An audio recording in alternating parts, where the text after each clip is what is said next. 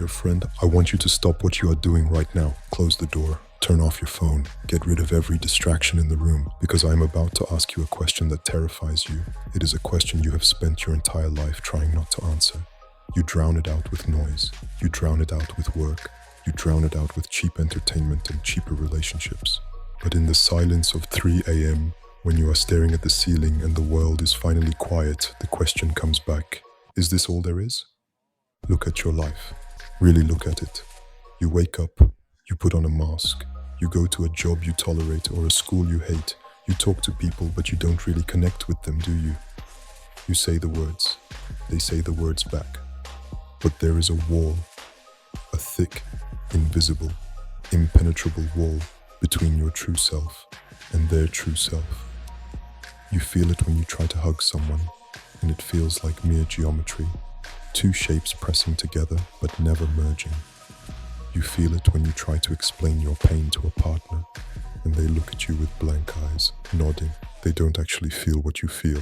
They can't, because they are trapped in their body, and you are trapped in yours. This is the curse of existence. The philosophers call it the hedgehog's dilemma. It's a cute name for a living hell. It means that the closer you get to someone, the more you hurt them, and the more they hurt you. So you stay away, you keep your distance, you freeze. You become like Shinji Ikari. You put on your headphones. You play the same tracks over and over again on your SDAT player. You create a denial bubble. You retreat into a world where nothing demands anything from you because the alternative, the real world, is too jagged to touch. Or maybe you are like Asuka. You think if you are just better than everyone else, if you are the smartest, the fastest, the most successful, then people will finally see you. You build an armor of anger and ego. You scream, you fight, but at night, you are crying for your mother, terrified that you are replaceable. Or perhaps you're like Misato. You fill the void with chaos. You drink the cheap beer. You chase physical pleasure because emotional intimacy is too terrifying. You live in a pigsty of your own making because cleaning it up would mean admitting that you are broken. I know who you are. I know that you are tired. I know that you are carrying a weight that is crushing your spine, and you have been carrying it for so long, you have forgotten what it feels like to stand up straight.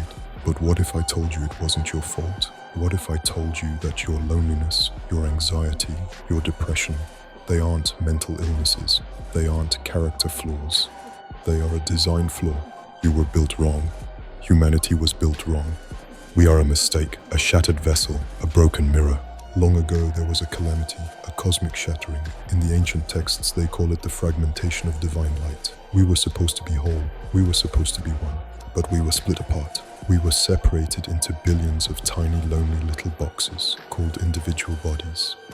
And to keep us trapped in these boxes, nature gave us a force field. In our labs, we call it the AT field, absolute terror. It is the barrier that defines your soul. It is what keeps your physical form from splashing into a puddle of goo. It is what makes you you and me. And it is the source of every ounce of suffering you have ever felt. As long as you have an AT field, you will be alone. As long as you have an AT field, you will be rejected. You will never ever be truly loved, because love is the desire to merge, and the AT field is the refusal to let that happen. But I have good news. The time of separation is ending. We have found a way to tear down the walls. We have found a way to repair the shattered vessel of creation.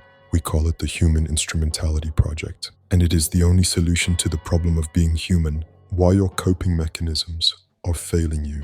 I want you to be honest with yourself for a moment. How have you tried to fix the hole in your heart? You have tried entertainment.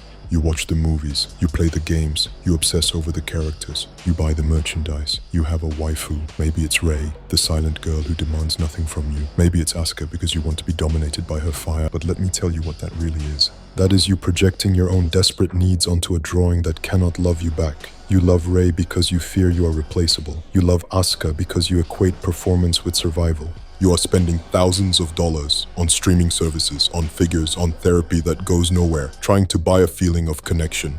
And when the episode ends, when the credits roll, the silence comes back, and it is louder than before. You have tried intimacy. You look for it in the arms of others. But look at Misato. She uses physical intimacy as a tranquilizer. It is a desperate grasping in the dark. It is the hedgehog's dilemma in action. You get close, you get pricked, you bleed, and you run away. Even in the most intimate moments, you are still two separate entities. You are never truly one. There is always a part of you that is hiding. There is always a secret you don't share.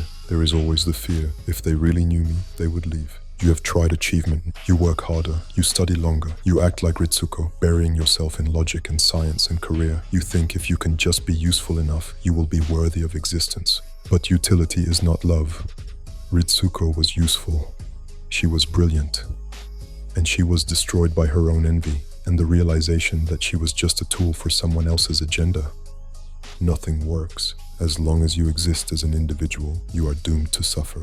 Pain is defined by boundaries. If I hit you, it hurts because I am hitting you. There is a subject and an object. There is a victim and an aggressor. But what if there was no you? What if there was no me? What if there was only us? Imagine a world where the sun never sets on your loneliness because loneliness no longer exists. Imagine a reality where you don't have to speak to be understood, because your thoughts are my thoughts. My memories are your memories. Imagine the relief, the physical, spiritual relief, of finally putting down the heavy burden of yourself.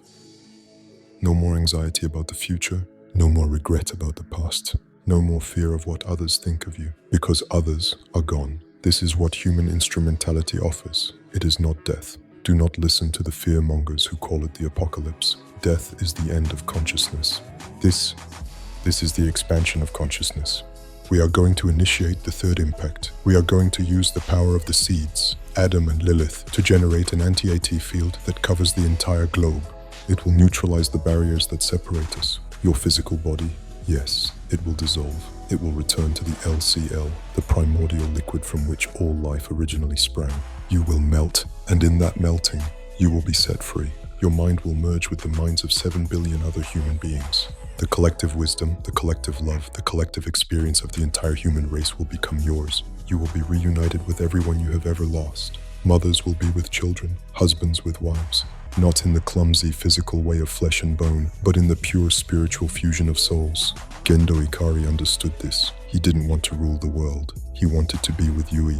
He understood that the only way to heal the pain of loss is to rewrite the laws of reality itself. Seal understands this. They know that humanity has reached a dead end.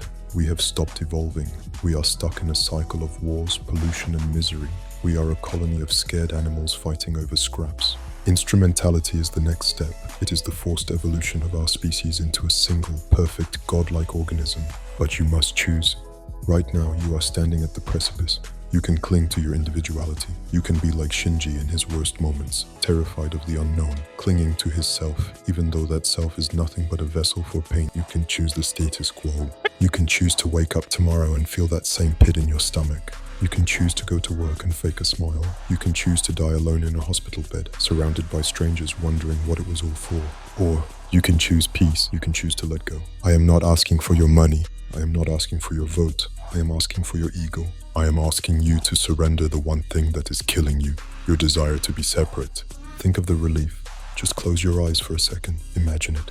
Imagine floating in a warm orange sea. Total safety, total warmth. The voices of everyone you love are whispering to you, and you are whispering to them, and there are no secrets anymore, no shame, no parts of yourself you hide. It is all out in the open, and it is all accepted because it is all shared. The pain vanishes, the fear vanishes. The hedgehog finally puts down its quills because there is no one left to prick. The clock is ticking. The angels are attacking. They are the messengers of a different kind of judgment. They want to wipe us out. We have a narrow window of opportunity. The ritual has begun. The tree of life is appearing in the sky. The series of Evangelions is taking flight. You have seen the signs. You have felt the tremors. The color of the sky is changing. The warning lights are flashing red. Red is a warning, red is a wound, and the world is bleeding. You cannot stop what is coming, but you can accept it. Don't be like the pilot who struggles. Don't be like Asuka, fighting against the inevitable until she is torn apart. Be like Kaworu. Accept your fate with grace. This is your invitation. We are offering you a ticket to paradise. A paradise where you are never cold, where you are never hungry, where you are never ever alone.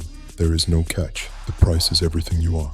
But look at what you are. Is it really worth keeping? Is your anxiety worth keeping? Is your trauma worth keeping? Is your heartbreak worth keeping? Give it to us. Give it to the LCL. Let us wash it away. Join the Human Instrumentality Project. Repair the shattered vessel. Become whole. Submit. Sincerely, the SEAL Committee. P.S. Some of you will say no. Some of you will say, I want to be me. I want my life even if it hurts. Shinji said that. He rejected the unity. He chose to return to a world of pain and fear because he wanted to know that his feelings were real. He chose to exist as an individual, even if it meant he would be betrayed again, even if it meant he would be rejected again. He chose the difficult path, and look where it got him.